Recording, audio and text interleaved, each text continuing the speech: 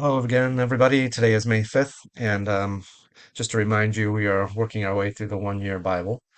And so we actually have an Old Testament portion, a New Testament portion, a Psalm, and a Proverb portion for each day. I thought it was interesting today that we had both the beginning of Ruth and the woman at the well in John 4 today.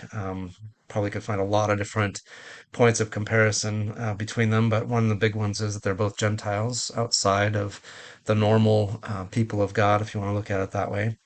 And they're both women, obviously, both from potentially dubious backgrounds. Of course, Ruth, of no fault of her own, she is just born into the Moabites, who were cursed by God, kept from the interaction really with Israel because of generations of difficulties between them and Israel, particularly going back to the entrance into the Promised Land. But and then you've got the Samaritan woman with the obvious difficulties that entails because she is a part of a people who are also seen as unclean and beyond God's normal operations. It says, in fact, in that passage in John 4, that Jews had no dealings with Samaritans, but God does, and Jesus does.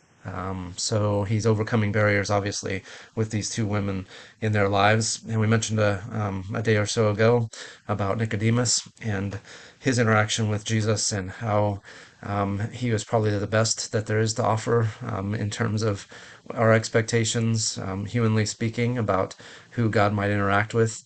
The Samaritan woman would be one of the last ones we would expect Jesus to interact with, and his disciples are shocked that he's speaking with a woman. The woman herself is shocked that she is speaking with him. And yet it shows, I think, in this back-to-back format here from John 3 to John 4, that Jesus is here for both Jews and Gentiles, and that he intentionally interacts with people who are from all aspects and walks of life, and each of them has deep spiritual needs that only he can meet. We see once again with his interaction with the woman at the well that she takes him too literally. He asks her for a drink of water, and then he offers her living water, and she says, "Where are you going to get that living water? You don't have a bucket, and you don't have a way to draw water from the well." And so he has to bring her back to, okay, this is who I am, and what I am doing, and what true worship looks like. And they have a very deep conversation, and very similar in some ways to that conversation that Jesus had with Nicodemus in a totally different setting. We don't even know her name.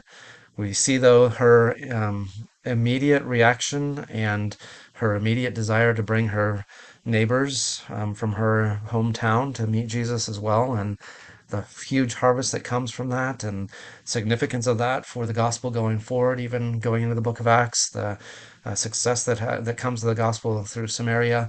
I think because Jesus is laying this groundwork and sowing those seeds, so extremely significant. What a wonderful thing that Jesus comes both for the religious elite like Nicodemus, who needs him desperately, and for somebody so far beyond the normal reaches of the kingdom of God according to the people in that first century. What an amazing display of God's grace to both sides through these back to back stories.